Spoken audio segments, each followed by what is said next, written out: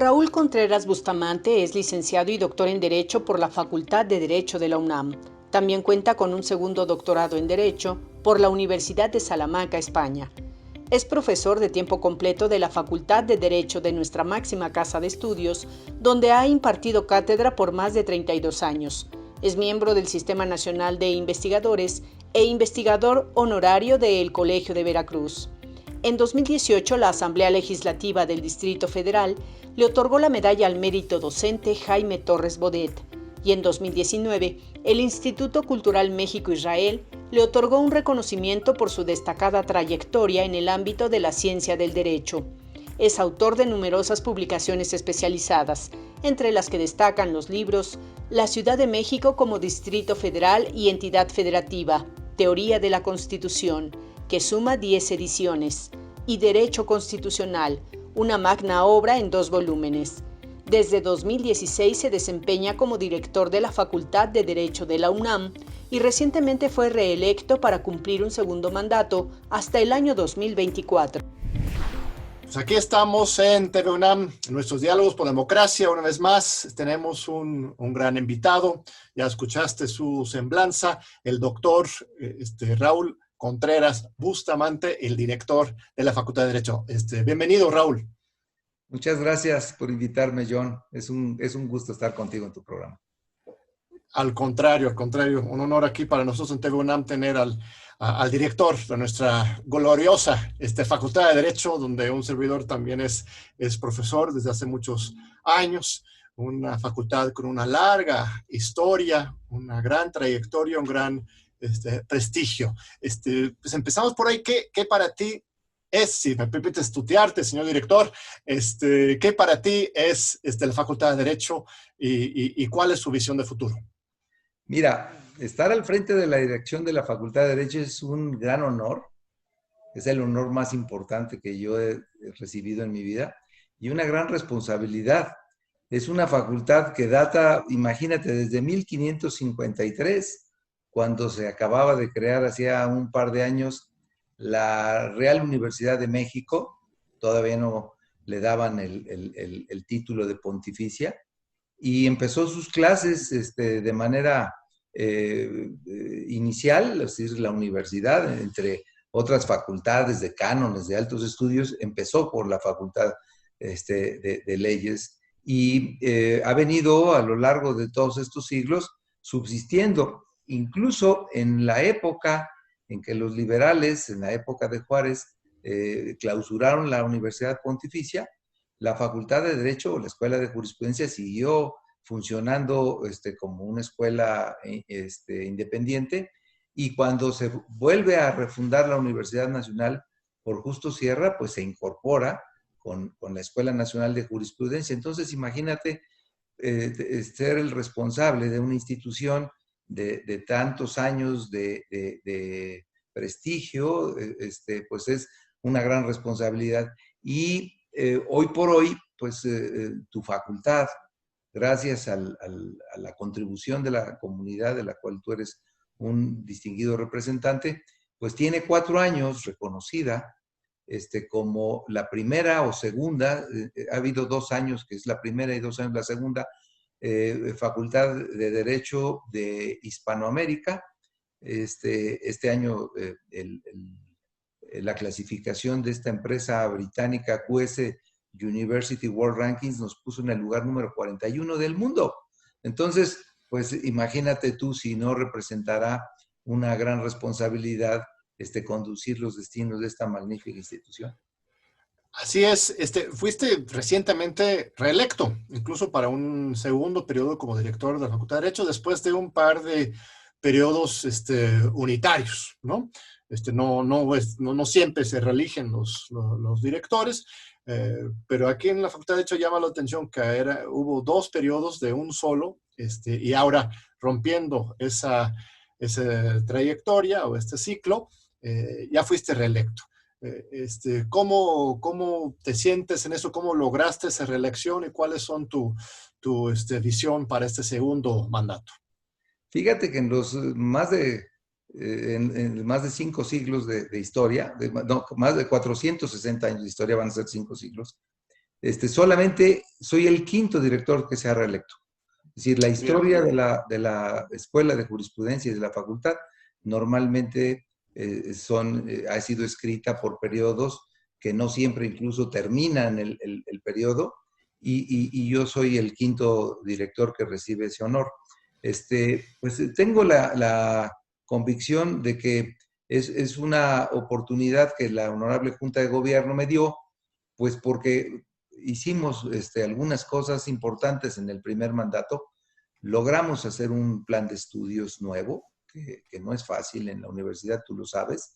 Cambiar el plan de estudios requiere del consenso de todos los colegios de profesores, de los exdirectores, de los egresados, y creamos 2 nuevas especialidades y desde luego pues el posicionamiento los últimos 4 años en el ranking creo que fueron determinantes. El plan de estudios a la Junta de Gobierno le interesó mucho porque esencialmente, y creo que ahora podemos comentar con los temas de la pandemia, el tiempo nos está dando la razón.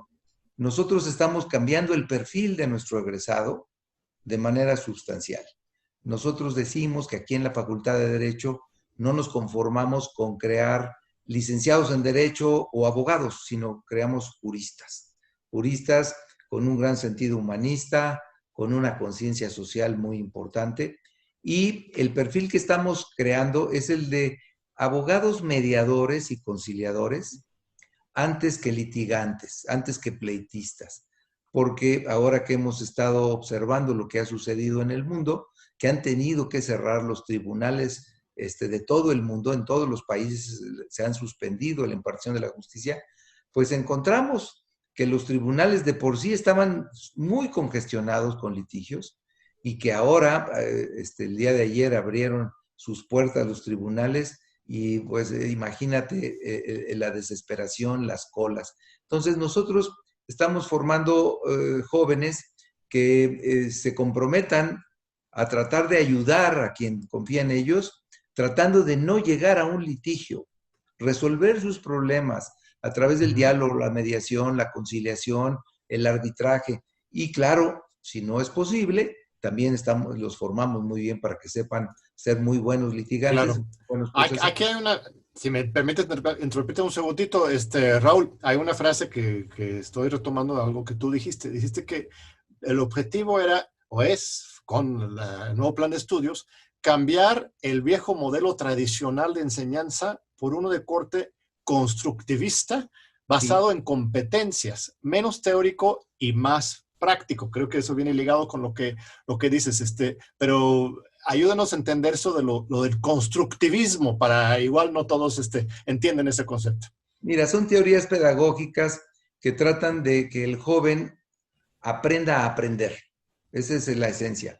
Si lo único seguro de lo que nosotros les podemos enseñar hoy a los estudiantes es que la ley que hoy les obligamos a que entiendan, incluso a algunos les obligan a que la memoricen, va a cambiar. Y tiene en ellos que entender y tienen que saber cómo van a estar actualizados de manera permanente. Porque de nada sirve que siguiéramos con el viejo sistema donde viene el profesor, da su clase, el examen tiene que ser exclusivamente con lo que el profesor dio, los obliga a memorizar, y cuando viene una reforma, en este momento en donde hoy más que nunca es difícil enseñar el derecho, y ahora si quieres te explico por qué, pues se quedan fuera de actualización, porque lo que se aprendieron y memorizaron, pues ya no está vigente. Mira, en este momento, enseñarles a los estudiantes de la Facultad de Derecho, tenemos que enseñarles que, de acuerdo a lo que dice el artículo primero de la Constitución, desde la Reforma Constitucional 2011, los tratados internacionales tienen una jerarquía superior incluso de las leyes, casi al nivel constitucional en materia de derechos humanos. Entonces, tienen que saber investigar de tratados internacionales. Tienen que saberse las leyes, bueno, la Constitución, evidentemente, las leyes federales. En un país en donde tenemos 32 poderes legislativos, si se van a dedicar al litigio, tienen que saber que tienen que estudiar 32 códigos civiles, por ejemplo. Y luego Claro. les estamos enseñando por primera vez en la historia derecho indígena.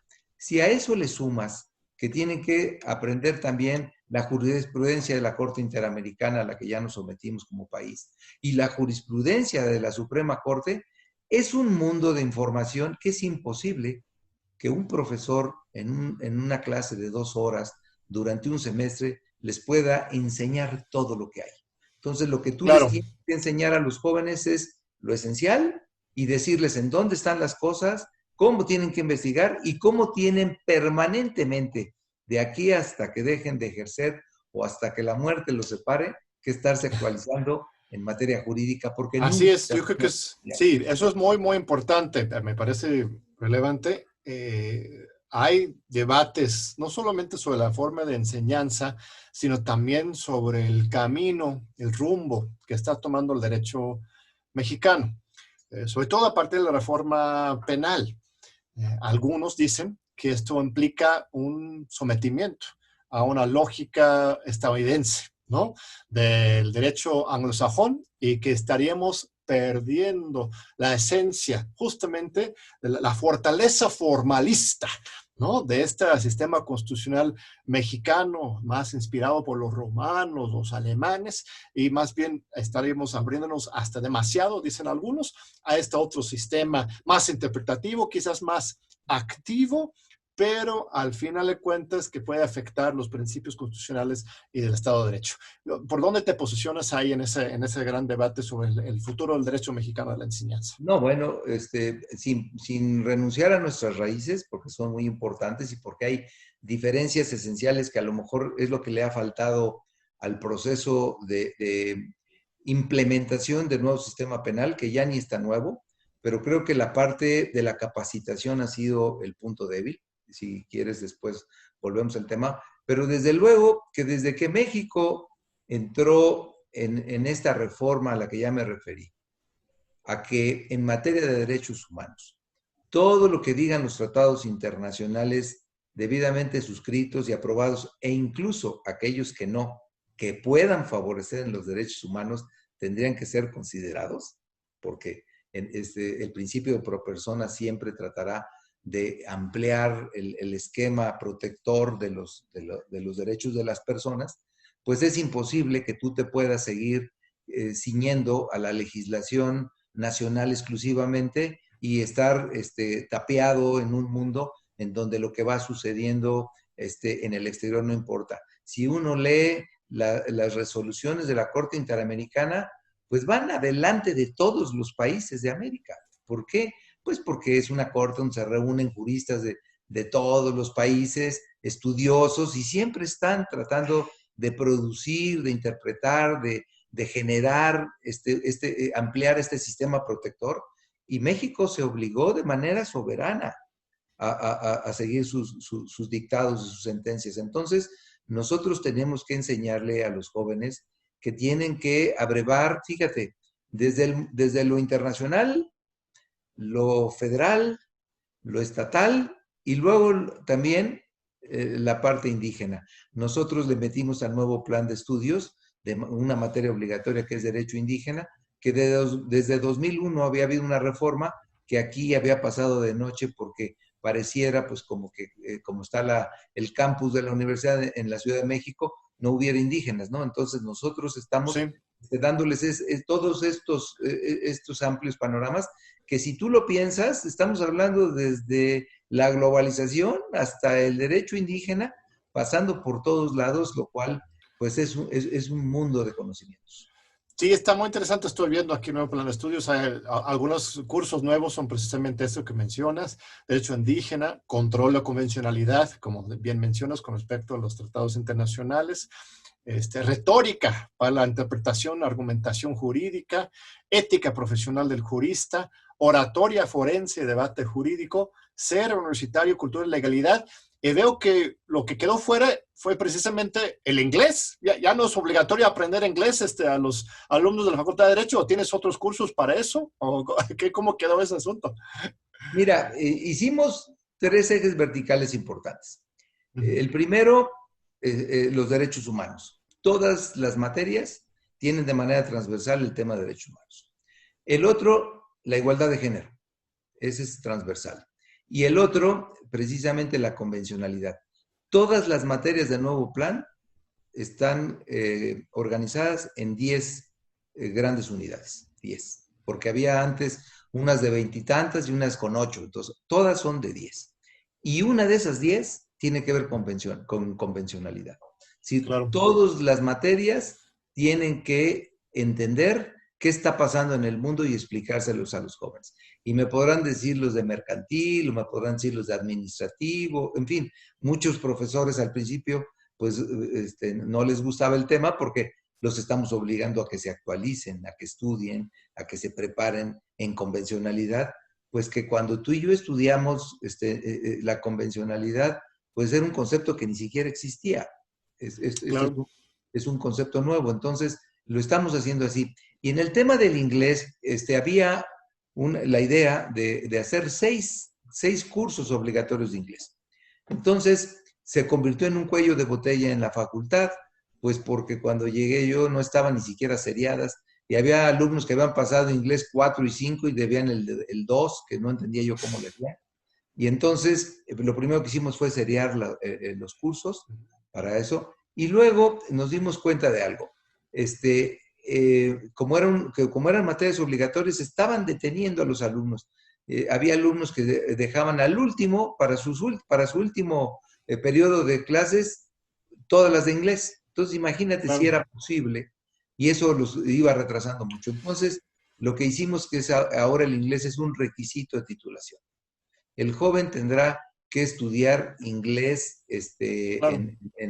aquí en el CELE, o nosotros tenemos la clínica de inglés donde seguimos impartiendo clase, y tienen que acreditar la comprensión del idioma, y no solamente de ese idioma, también nosotros en el nuevo plan, incluso si viene un joven de Oaxaca o de Chiapas con su dialecto, con su lengua, acredita que la habla, y con eso acredita el dominio de otro idioma, porque nos interesa mucho tener jóvenes que puedan regresar a sus comunidades indígenas a explicar lo que es el derecho y a ser Claro. buenos Pues traductores. el enfoque entonces es de competencias, pues, que pueden demostrar que tengan esta amplia perspectiva, pero que las materias no las vayan atorando el camino. Me suena lógico.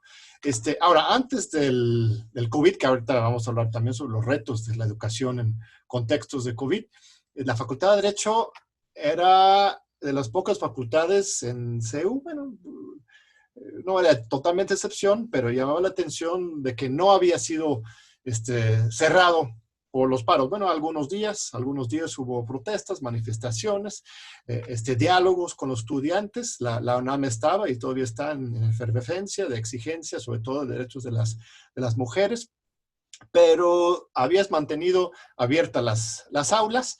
Es una isla, la Facultad de Derecho, no hay acoso de género, o qué es lo que has logrado en esa materia, o qué es lo que planteas para avanzar, porque toda la universidad, pues evidentemente tenemos que también ser muy autocríticos y avanzar en la materia.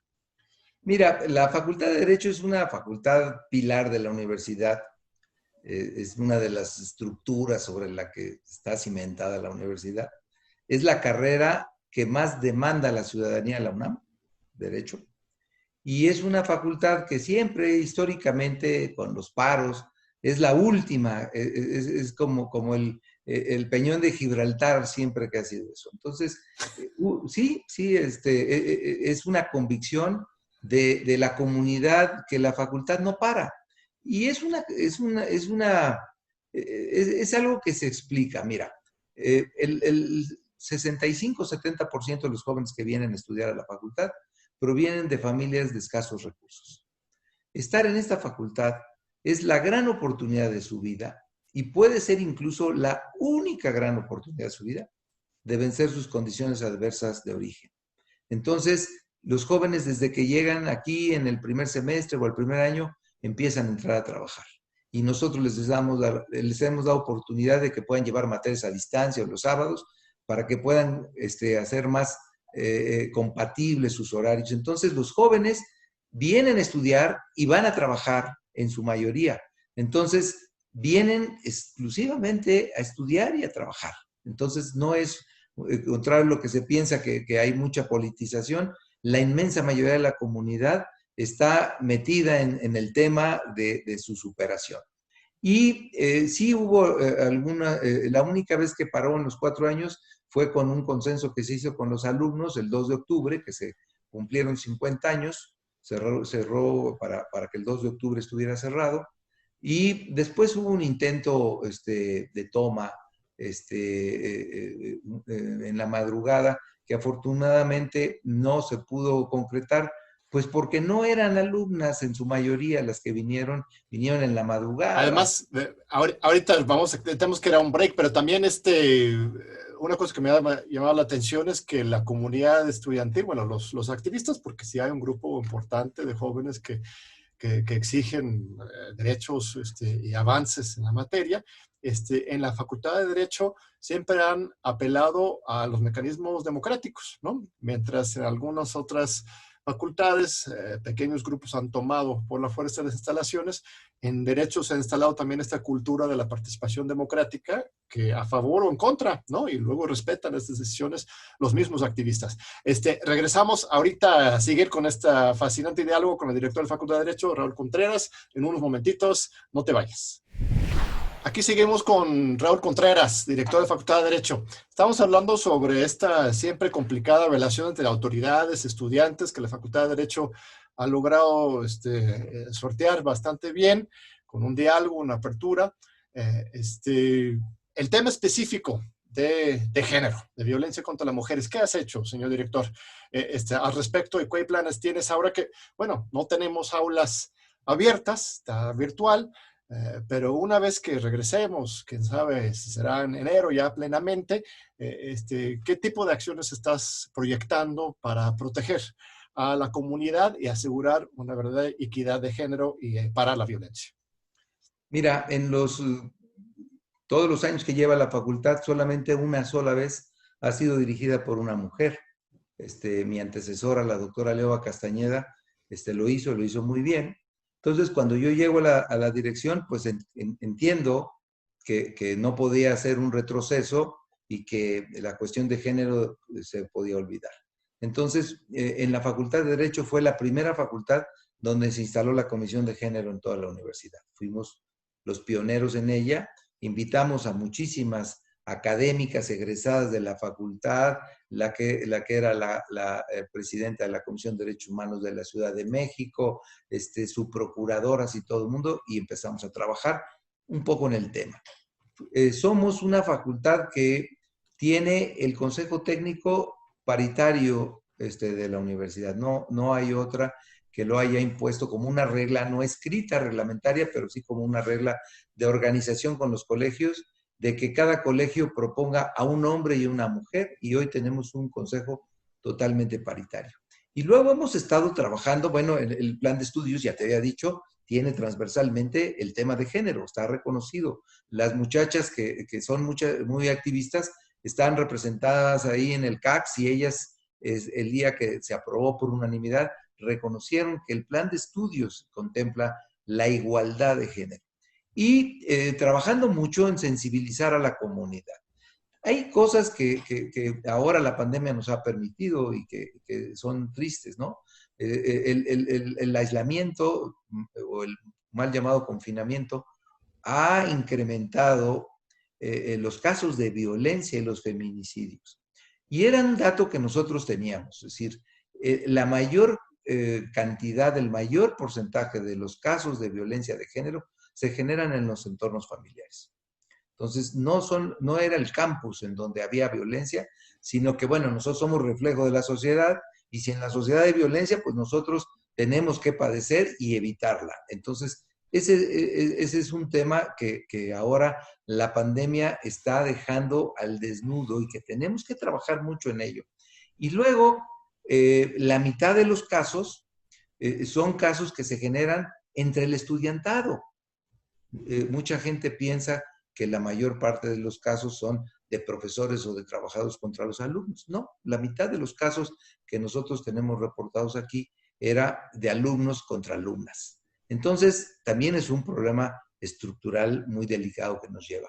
Estamos trabajando muy duro. hemos hecho muchos cursos, hemos hecho cursos de masculinidades, estamos trabajando de veras muy fuerte y en los temas de las denuncias, pues estamos procurando y tenemos implementado una serie de medidas pues que no hemos podido concretar por la pandemia, pues para que no haya impunidad. El tema, como sucede, y tú lo entiendes muy bien, porque eres un estudioso del derecho, el problema más fuerte que tenemos en México, diría yo que más fuerte que la violencia es la impunidad. De todos los delitos que se tienen enlistados, que no son ni con mucho todos los que se cometen, porque mucha gente ya no confía en ir a levantar una demanda, una denuncia, cuando son de carácter penal, arriba del 98% quedan impunes. Entonces, ese es un tema que tenemos aquí en la Facultad de Derecho, porque aquí es donde tenemos que generar el cambio, tenemos que terminar con ello. Entonces, el tema es que no vamos a permitir la impunidad. Estamos ideando una serie de medidas que tienen que ver precisamente con la convencionalidad. Vamos a aplicar convencionalidad aquí adentro de la universidad, pues para defender a las víctimas y que haya una sobreprotección y que los que ven que alguien comete un abuso, recibió una sanción. Y creo que ese es el camino que tenemos que hacer. La universidad no puede ser un espacio en donde el estudiantado no se sienta tranquilo. Estaríamos incumpliendo uno de los fines esenciales de la universidad. Aquí tenemos que crear un espacio a salvo. Si afuera las cosas son de otra manera, aquí dentro del campus, nosotros no lo podemos permitir. Vamos, muchas gracias. Vamos a esos grandes temas nacionales. Tú escribes todas las semanas en Excelsior, eres también un analista del acontecer nacional. Estamos en medio de una pandemia muy fuerte. Hay muchas polémicas jurídicas sobre el tema. Por ejemplo, algunas personas insisten que el presidente o el Consejo Nacional de Salubridad, con su participación, tendrían que pues, decretar un confinamiento obligatorio, algo que de manera sorprendente no ha ocurrido en México. Casi, no todos, pero una gran cantidad de países en el mundo se han declarado pues, especies de toques de queda. Argentina, España. En México no. El presidente dice, no, hay que convencer, no vamos a obligarle a nadie. Jalisco intentó algunas medidas más represivas, más de control. ¿Cómo te posicionas sobre ese tema? ¿Sería una violación a nuestros derechos humanos la imposición de un confinamiento obligatorio? ¿Valdría la pena por las consecuencias en materia de salud positivas? ¿O más o menos le ha llevado bien el presidente en ese tema en particular? Mira, ayer inauguramos un congreso internacional virtual y el primer tema de las discusiones era que los sistemas constitucionales estaban demostrando las debilidades estructurales para prever este tipo de emergencias. Porque no es lo mismo una emergencia de carácter político, una invasión, una guerra, que una pandemia. Entonces, yo siempre he celebrado que en México no se recurrió a la suspensión de garantías que establece el artículo 29 de la Constitución, sino nos fuimos por la fracción 16 del artículo 73, que le da facultades al Consejo de Salubridad General para emitir reglas generales. Entonces, la primera cuestión te diría que yo celebro mucho que el presidente no haya excitado sus facultades para suspender garantías. En cuanto a lo del Consejo de Salubridad, yo sí he criticado que el Consejo ha sido omiso, se ha reunido pocas veces, y creo que le ha faltado emitir una serie de medidas generales en todo el país que puedan ser obedecidas y que no le estemos dejando a los gobernadores y a los alcaldes su interpretación y sus medidas. Si alguno quiere ser muy proactivo o muy espectacular, mete medidas como multar o meter a la cárcel a quien no traiga tapabocas, y otros a lo mejor más confiados porque les llegó muy tarde, no hicieron nada. Entonces, creo que el aspecto general sí tendría que ser. Y temas, mira, los que nos estudiamos al estudio del derecho sabemos que el 90% de la obligación de una persona a una norma jurídica es por convicción. Así solamente es. Un 10%, un porcentaje muy pequeño tiene que ser por coerción. Entonces, lo que nosotros necesitamos para salir de la pandemia es convicción. Entonces, yo he lamentado cuando hay, pues, este cruce de señales entre si te tienes que poner el tapabocas o no, entre que si tienes que regresar o no, entre que si clasificas una cosa o no. Creo que si el Consejo de Salubridad General, y todavía nos falta un largo trecho, esto no ha acabado, creo que el Consejo de Salubridad General tendría que emitir recomendaciones de carácter general, recomendaciones que fueran obligatorias para todos los niveles de gobierno, que generaran por lo menos una base común en donde todos no tuvieran que discutir una medida sanitaria que está emitida por un cuerpo colegiado integrado por puros especialistas, y que esa convicción ayudaría mucho más a que estemos viendo que en la televisión los gobernadores se pelean con el subsecretario, o que el subsecretario... Claro, pero bueno, han habido algunos pronunciamientos generales de parte del Consejo, pero tú hablas de cosas más específicas. Mencionas, por ejemplo, de la tapabocas, dices, o ¿cuáles son algunos temas muy específicos que a ti te gustaría que se avanzara con respecto a decretos, reglamentos muy específicos de parte del Consejo? Bueno, a mí sí me gustaría encontrar una serie de medidas preventivas, las que ellos consideren. ¿Me lo pongo o no me lo pongo el tapabocas? ¿No? O sea, ese es un tema que la gente, si tú sales a la calle, te das cuenta que la mayor parte de la gente, hoy tuve que ir al banco, no hay manera de que la gente entre a un banco sin tapabocas. Pero en la calle hay mucha gente que no usa el tapabocas, entonces finalmente se ha dejado a que la gente por convicción se lo ponga. Pero está muy bien cuando tú eres una gente que entiendes cuáles son los riesgos de la pandemia, pues sabes que te puedes quitar el tapabocas si vas caminando solo en la calle y no hablas con nadie, y te lo pones al entrar a una cuestión, pero desde luego que las recomendaciones son, mejor no te lo quites para que no se te olvide y para que no cometas esto. Entonces, una serie de medidas preventivas me gustaría. Y luego, una serie de medidas para el regreso gradual. Generales, porque hay una incertidumbre. Yo he estado en estas semanas en el aislamiento en Veracruz, y la gente está muy confundida. O sea, no hay reglas muy claras en el sentido de esto. Por ejemplo, se dice que una de las cosas que hay que combatir es haciendo ejercicio, y todavía hay lugares en donde se hace ejercicio, como aquí en los viveros de Coyoacán, o allá el Bosque de Niebla, que está cerrado, y la gente no puede entrar ni siquiera con tapabocas a hacer un poco de ejercicio, cuando está comprobado que el ejercicio fortalece el sistema inmunológico, claro, y ayuda más psicológicamente a la gente que tiene 4 o 5 meses de encierro. Entonces hay una serie de medidas contradictorias. O sea, más direccionalidad desde el centro, no dejar tanta discrecionalidad de los estados, porque eso genera confusión y puede hasta ponernos en riesgo. Sí, entiendo. Otro tema, de tiempo corre, el tema de la Guardia Nacional y la utilización de las Fuerzas Armadas para la seguridad pública. Aquí hay un gran debate, se ha abierto, porque por un lado, pues fue Calderón, fue en 2006, en ese sexenio, en que fueron sacados de sus cuarteles, movilizados en las calles, los militares para combatir el narcotráfico y el crimen organizado en general, supuestamente como una medida temporal, mientras se capacitaban los policías, iba profesionalizando la Policía Federal. Ya ven dónde está hoy Genaro García Luna, por ejemplo. ¿Por qué no salió ese proyecto? Ya con el sexenio de Peña Nieto, pues se siguió realmente la misma estrategia de militarización. López Obrador ha dicho que él va a desmilitarizar, apostarle a la paz, ya no al conflicto directo, no combatir fuego con fuego.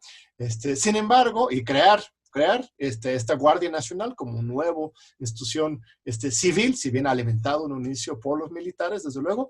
Pero luego viene este decreto, la reforma constitucional, que autoriza formalmente que los militares sigan en la calle, pues lo que resta del sexenio.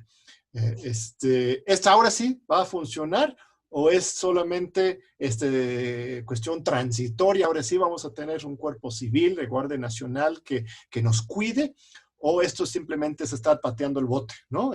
Sigamos con los militares y después se va a alargar más y más y más, y con las violaciones al Estado de Derecho, los derechos humanos que esto podría implicar, estimado Raúl. ¿Qué opinas? Mira, volviendo a nuestro tema de la convencionalidad recomienda a todos los países el retiro paulatino de las fuerzas militares y el fortalecimiento de la fuerza civil en tareas de prevención y vigilancia. Eso hay que dejarlo establecido porque es además una obligación convencional de México y está ahí en las recomendaciones de las autoridades de la Corte Interamericana y del Consejo. Entonces, como norma, nosotros tenemos que ceñirnos a un compromiso que hicimos de tratar de hacerlo. A mí me gusta mucho que tengamos una policía federal, se llame guardia o se llame policía, de nivel, con un desarrollo profesional, en donde podamos encontrar pues una buena interlocución entre lo que hacen ellos con las detenciones y con las consecuencias para que pueda terminar alguien sentenciado y que no existan errores en la implementación, en la presentación, en los detalles de lo que hoy se llama el debido proceso y que la policía pues haga labores que finalmente no terminan en combatir la impunidad. Entonces, ahí estamos de acuerdo.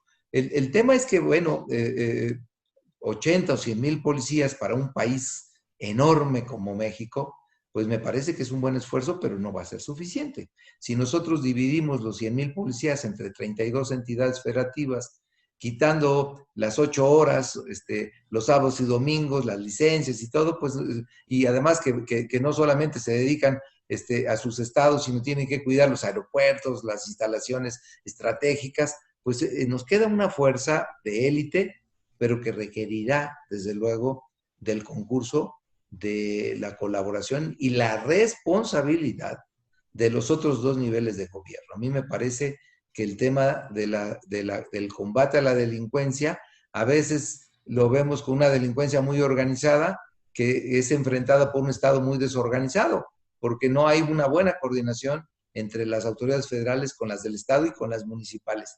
Hay mucho tema, creo que todavía falta por hacer.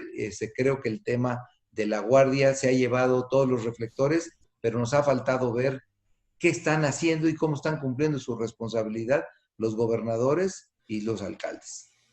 Sí, es una apuesta que todavía seguimos con niveles de violencia pues, inaceptables. Yo creo que nadie cree que ya se haya ganado, ni tampoco que haya sido derrotado esta lucha en contra del crimen organizado. Es cuestión de ver con el tiempo cómo se vaya avanzando. Y aquí ahí sí, la coordinación de lo federal y lo estatal y lo municipal es muy fuerte. Pues seguimos con otros temas, estimado Raúl. Estuve leyendo una columna tuya sobre revocación de mandato, en que dices que te pone un poco nervioso eso de interrumpir a la mitad, o bueno, sería más bien a los 4 años, la posibilidad de interrumpir un mandato presidencial, algo que, por cierto, no hemos tenido desde una interrupción desde 1934. Todos los presidentes han cumplido con sus sexenios en México, ha sido un sello, esa estabilidad política. Cuéntame, ¿por qué no la revocación de mandato? ¿O cómo sí, si es que se pudiera hacer? Mira, tú acabas de decir por qué a mí no me gusta, porque México es el único país en América, incluido Canadá y Estados Unidos, que no ha tenido interrupciones al hecho de que un presidente es electo, termina sus 6 años y entrega el poder mediante elecciones, con procesos a veces discutidos y todo, pero siempre claro, en paz, con una relativa estabilidad y sin interrupciones violentas. Entonces, no es poca cosa, vamos a cumplir casi un siglo, entonces es una cosa que hay que observar. Y a mí me parece que, entendiendo muy bien la esencia de responsabilidad del señor presidente, que quiere que sea evaluado, porque él así lo prometió. A mí me parece que la reforma tiene un gran vacío. No está establecido qué pasa si la revocación del mandato fuera negativa y tuviera que nombrarse un presidente sustituto para los 2 años siguientes, en donde el Congreso en sesión general, los 628, tendrían que elegir un presidente. Y eso a mí me parece que es una página como de terror el pensar. Ni siquiera hay una ley reglamentaria de cómo tendría que funcionar una sesión de Consejo General para fines de colegio electoral, para elegir un presidente. Claro, podría salir más caro el caldo que las albóndigas, ¿verdad? Como dicen. Muy bien, vamos a otro corte, aquí con Raúl Contreras. Regresamos unos momentos aquí a Diálogos por la Democracia. Aquí seguimos con Raúl Contreras, director de Facultad de Derecho aquí de la UNAM. Mire, Raúl, yo tengo el privilegio ahí de dar clases en Facultad de Derecho, doy teoría de la Constitución, teoría de origen del Estado, derecho electoral, y una de las cosas que yo siempre menciono, pues, casi siempre en la primera clase, es que nuestros alumnos tienen que sentirse muy privilegiados de contar con una Constitución como la nuestra. La Constitución mexicana para mí es ejemplar en muchos sentidos. Pues todos los abogados saben, y más allá, mucha gente está consciente de que nuestra Constitución de 1917 fue la primera Constitución en el mundo que establecieran los derechos sociales en la Carta Magna. Antes, aunque las europeas que venían después, el Estado del Bienestar tan famoso de Europa, los avances en los Estados Unidos, en realidad fue México el que puso la pauta. Sin embargo, esos derechos sociales al trabajo, a la educación, a la salud, a la tierra, no siempre se han hecho realidad, ¿no? Tenemos una gran brecha entre la promesa constitucional, social y la práctica. Hoy con el gobierno, la nueva configuración de fuerzas, se está buscando hacer pues, más exigibles algunos de esos derechos sociales, ¿no? Metiendo incluso programas específicos, derecho a pensiones, a educación universitaria, por ejemplo, está haciéndolo valer en la Constitución. ¿Qué opinas con respecto a esta larga historia de constitucionalismo social mexicano y específicamente cómo lo está intentando implementar este nuevo gobierno? Mira, la Facultad de Derecho tiene pendiente un trámite en la UNESCO para que se reconozca eso que tú acabas de señalar, que la Constitución de México fue la primera en el mundo en establecer los derechos sociales, está reconocida por todos los autores, que después siguió la Constitución de Weimar, la soviética, la Organización Internacional del Trabajo. Es un expediente que está ahí, que no hemos tenido por tantas complicaciones, la posibilidad, incluso hay una carta del jurista Bruce Ackerman que sostiene... Así es, mi padre ha participado ahí, creo que Ferrajoli también y otros grandes juristas, ¿no? Sartori fue de las últimas cartas que suscribió, que tendremos que actualizar en cuanto nos permita esto. Y creo que es un tema muy importante y si quieres vamos a enfocarnos en uno maravilloso, que es el más importante para mi punto de vista de los derechos sociales, que es el derecho a la educación, que hoy se ha convertido en un derecho humano pleno, porque hasta antes del siglo XX que se estableciera, la educación era un privilegio exclusivamente para las élites, para la aristocracia, para la monarquía y para la iglesia.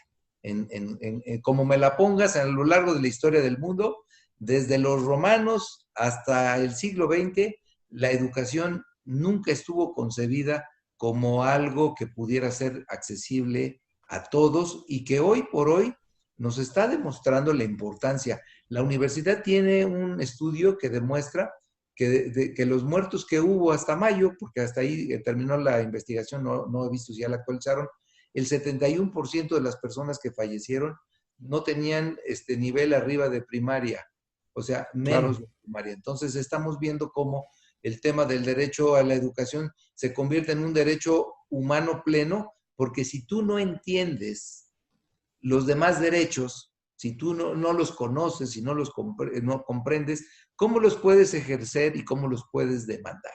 Entonces es un derecho habilitante para todos los demás derechos. Y hoy por hoy... Aunque nada más un paréntesis, ese tema que abres, muy importante, la desigualdad con respecto a la muerte y los efectos del COVID.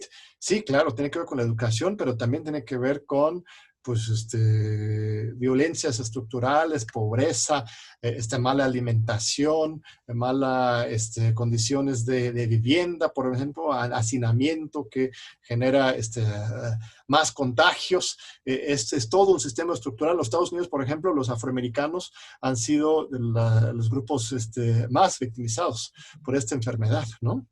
Pero si volvemos al tema de cómo empezamos, una gente que tenga condiciones muy adversas, si tiene la oportunidad de educarse, va a salir de esa condición de pobreza, asegurado. Y no solamente él, va a sacar a su familia. Es decir, la educación, hoy por hoy estoy tratando de que los constitucionalistas saquemos de toda esta larga lista de derechos que hemos ido creando, concibiendo, acumulando, y ponerlo casi después del derecho a la vida y a la libertad, porque el derecho a la educación nos está demostrando que es verdaderamente la llave para terminar la pobreza, para generar condiciones de menos violencia contra la mujer, para generar mejores ciudadanos que no tengan la tentación del camino fácil de la delincuencia, que tengan más posibilidades de trabajo, que tengan incorporación a la seguridad social. Es decir, la educación, si nosotros analizamos los temas de violencia, de corrupción, de todo eso, todo llega a que combatimos las consecuencias, pero no los orígenes. Los orígenes de los problemas sociales están en la falta de la educación o en una educación desigual o de mala calidad. Ahora, tú me has hablado algunas ocasiones de tu admiración por el pensador Boaventura de Sousa Santos, ¿no? Un portugués experto en América Latina, jurista, sociólogo muy interdisciplinario, muy crítico del sistema neoliberal del Estado, la visión neoliberal del Estado, defensor de una versión radical, yo diría, de los derechos humanos, que ha estado aquí mismo en este programa de Diálogos por la Democracia hace unos meses. Él estuvo aquí de visita, lo trajimos y nos compartió su punto de vista. ¿Qué es lo que más rescatas del pensamiento de Sousa Santos y cómo te inspira a ti? ¿Y qué otros autores recomendarías a los estudiantes y del público que lean para conocer más sobre esta visión del derecho para los derechos humanos y la justicia? Mira, yo hice una investigación que mereció aprobatoria por unanimidad y cum laude sobre el derecho a la educación como derecho humano, y una de mis principales inspiraciones es el pensamiento de Boaventura. Precisamente este concepto. A ver, nos quedamos los juristas en que la educación es un derecho social y está ahí entre los DESC, como les dicen, derechos económicos, sociales, que dependen en algunos países de la interpretación, de las prioridades políticas, de la orientación ideológica y de que haya presupuesto. Entonces, si llega un momento de un presidente muy visionario, hay mucho para educación, y si no, no. Y no hay ninguna obligación. Es como una llamada a misa, una recomendación. Y entonces, el tema es que la UNESCO, la ONU, han reconocido ya al derecho a la educación no simplemente como un derecho social, sino como un derecho humano. Esa es la diferencia. ¿Por qué? Porque es lo que le puede otorgar a las personas estas capacidades habilitantes, y porque establece y hace concreto un principio que es el de la dignidad humana. Es decir, ya no podemos entender derechos humanos sin el concepto de la dignidad, y la educación alienta hacia eso. Este concepto, y además Boaventura es un gran defensor de la universidad pública, como lo somos tú y yo, en el sentido de decir, a ver, ahorita con el movimiento de la pandemia y que la educación online, pues ya llegó para quedarse. Entonces, ¿para qué queremos universidades caras? Mejor contratemos online desde Harvard o desde Yale, y entonces tendremos nuestro diploma en Salvador o acá en la Sierra Chapaneca de estas escuelas. Y Boaventura dice, cuidado, ¿no? Porque eso es una transculturización, porque vamos a aprender el modelo educativo dominante de quien lo crea. Y dice una cosa, en el sentido que yo la he concretado un poco más a lo constitucional: si el Estado renuncia a la universidad pública, está renunciando a seguir creando el concepto de nación. Es decir, no puede haber una nación sin universidades públicas que tiendan a investigar, a crear conocimiento y aplicarlo para resolver los problemas de la nación, los problemas del país. La Universidad Nacional Autónoma de México es el mejor ejemplo. Nosotros nos dedicamos a la docencia, a la investigación y a la difusión de la cultura para resolver esencialmente los problemas de México. Muy bien, pero lo acabas de mencionar. Esta crisis del COVID está poniendo en cuestión muchas cosas. ¿Crees que nos va a transformar esencialmente nuestra manera de enseñar? ¿Va a ser temporal? ¿Cuáles son las fortalezas y las debilidades de la enseñanza online, por ejemplo? ¿Y qué implica para la universidad pública y masiva como la nuestra, que tiene una comunidad de 400,000 personas? Mira, las fortalezas es que los profesores aprendimos en la práctica a cambiarle una llanta al carro sin detenerlo, y hoy la educación ya probada en estos 4 meses con estas maravillosas herramientas como las que hoy estamos usando, en donde estamos a la misma hora, el mismo día, en un aula universitaria dialogando, es muy bueno. Este Congreso Internacional que inauguramos ayer tiene más de 20,000 personas inscritas, 161 académicos de 16 universidades, que nos hubiera costado una fortuna hacerlo presencial. Así es, en boletos de avión y viáticos y hoteles, imagínate. Sí. Y no hubiera habido un lugar, salvo que nos hubieran prestado el estadio aquí de CEU, para meter a 20,000 inscritos. Entonces es algo que te demuestra que hay herramientas que te pueden ayudar.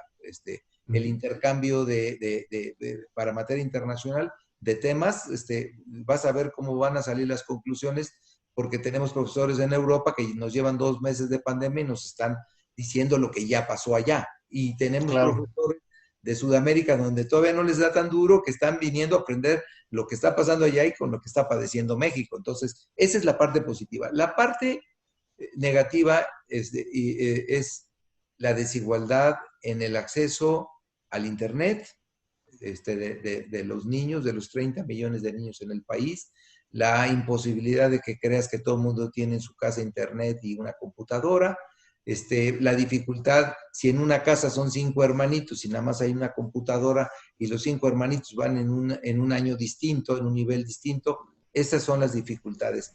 Hoy escuchaba decir en un comentario que podemos tener una generación completa de jóvenes en crisis por la pandemia en materia educativa. Y este es un tema que nos tiene que preocupar. Nosotros aquí en la universidad, en la Facultad de Derecho lo estamos haciendo cursos remediales, así le llamamos, en donde los jóvenes que por condiciones económicas no pudieron tomar clase, están tomando las íbamos a hacer presenciales, pero la pandemia no nos dejó y estamos tratando de ser cuidadosos, y el próximo semestre, si no podemos reanudar las actividades, pues vamos a procurar hacerlas de manera muy aislada, presenciales, como para que no se rompa el vínculo maestro-alumno, y vamos a procurar ver de qué manera vamos a auxiliar o ayudar a estos jóvenes que de antemano ya sabemos que van a volver a tener el mismo problema que tuvieron el semestre pasado. Estamos tratando de conseguir ahí algunas donaciones. Sí, y otro elemento es eso de la comunidad, ¿no? Una de las grandes ventajas de una universidad como la UNAM es esta calidez, pluralidad y diversidad que existe y se respira todos los días en las aulas, en los pasillos, en los jardines, en los espacios físicos de esta universidad. Yo, como tú y muchos otros profesores, hemos tenido la fortuna de viajar por el mundo cuando se podía, ¿verdad? De sabático, un semestre en los Estados Unidos, en Europa, etcétera, pero regresar a Ciudad Universitaria, regresar a la UNAM es un gran alivio. Uno respira fresco y abraza los espacios y este contexto tan rico para el aprendizaje. Eso lo extraño mucho, por mucho que pues sí, podemos generar mecanismos mixtos y sacar todo el provecho posible, ¿verdad? Hay que poner una buena cara a esta situación tan difícil, pero esa de la comunidad, yo creo que sí, si se alarga demasiado, lo podemos ir perdiendo. Eso sería una pérdida terrible, ¿no? ¿No te parece, estimado Raúl? Sí, nosotros vamos a trabajar mucho en ello. Estamos, desde luego, muy conscientes que la prioridad es la seguridad y la salud de la comunidad. Tenemos una comunidad de profesores y de trabajadores, pues en condiciones de riesgo por edad o por enfermedades preexistentes. Tenemos el dato de que el 80% de los jóvenes que vienen en transporte público. Estamos pues inmersos en la ciudad. La colonia Santo Domingo está señalada como las colonias en donde hay más contagios. Entonces, eso nos está obligando a tomar determinaciones muy cuidadosas. Pero también estamos tratando de ver, en la medida de la posibilidad, cómo podemos crear que ese vínculo entre el profesor y el alumno no se rompa. Aunque desde luego que los jóvenes de la Facultad de Derecho nos manifestaron en las encuestas que el hecho de podernos estar viendo con el profesor como nos estamos viendo ahora tú y yo, era por lo menos un bálsamo al encierro. Claro. Entonces, ese es un punto. La comunidad está muy enterada, con mucha convicción de que no vale la pena correr riesgos, y estamos preparándonos para que sea el menor tiempo posible, y en cuanto los riesgos nos digan que ya podemos avanzar, regresaremos a darle nuevamente vida a estos pasillos, a estas aulas, a este campus tan hermoso, que la verdad, ahora que entré a revisar algunas cosas administrativas, porque tenemos que... Ahí estás en tu oficina, ¿no? Ahí tienes a Justo Sierra atrás y todo, ¿no? Tus fotos. Sierra y el escudo de la facultad. Tenemos que tomar en unos minutos las decisiones de qué vamos a hacer con los exámenes extraordinarios, cómo los vamos a evaluar. Entonces tuvimos que tener algunas reuniones, y entrar a la facultad y verla sin alumnos, pues es una tristeza que la verdad te estruja el corazón. Claro. Y esperamos que muy pronto podamos recuperar. Es una época de reflexión, John. Ojalá los quienes nos ven entiendan que la pandemia vino a dejar al desnudo muchas cosas que no habíamos reflexionado, a demostrarnos que había muchas cosas que estábamos haciendo mal en materia ecológica, en la organización familiar, en muchos temas que creo que en la impartición de la justicia nos viene a dar razón. Necesitamos hacer que la sociedad sea menos pleitista. Mira, de todos los juicios, si los metíamos en un saco, de todas las materias, el 40% son de origen familiar y el 30% son de origen civil. Quiere decir que los tribunales del país están atiborrados de conflictos entre familiares, ex socios, vecinos y ex amigos. No puede ser. Tenemos una sociedad fracturada. Pues una última reflexión, estimado Raúl. Tenemos un minutito antes de cerrar este programa. Pues agradecerte mucho que hayas dado la oportunidad de que la facultad salga al aire en este programa tan visto. Sé que tienes un gran rating, que la comunidad sepa que estamos trabajando de manera muy sensible y muy responsable, y siempre pensando en que las cosas se tendrán que normalizar lo antes posible, pero siempre sin correr ningún riesgo. Y sobre todo, pues tenemos ahora el compromiso de mantener el prestigio y el reconocimiento internacional que tiene nuestra facultad, así que pueden estar seguros de que vamos a tratar de tomar las mejores decisiones que se puedan. Pues muchas gracias, Raúl, por acompañarnos esta hora de intensa discusión y diálogo. Al contrario, estamos muy agradecidos contigo, y nos vemos de nuevo en 8 días, estimado público, aquí para tus Diálogos por la Democracia en TV UNAM. Muchísimas gracias.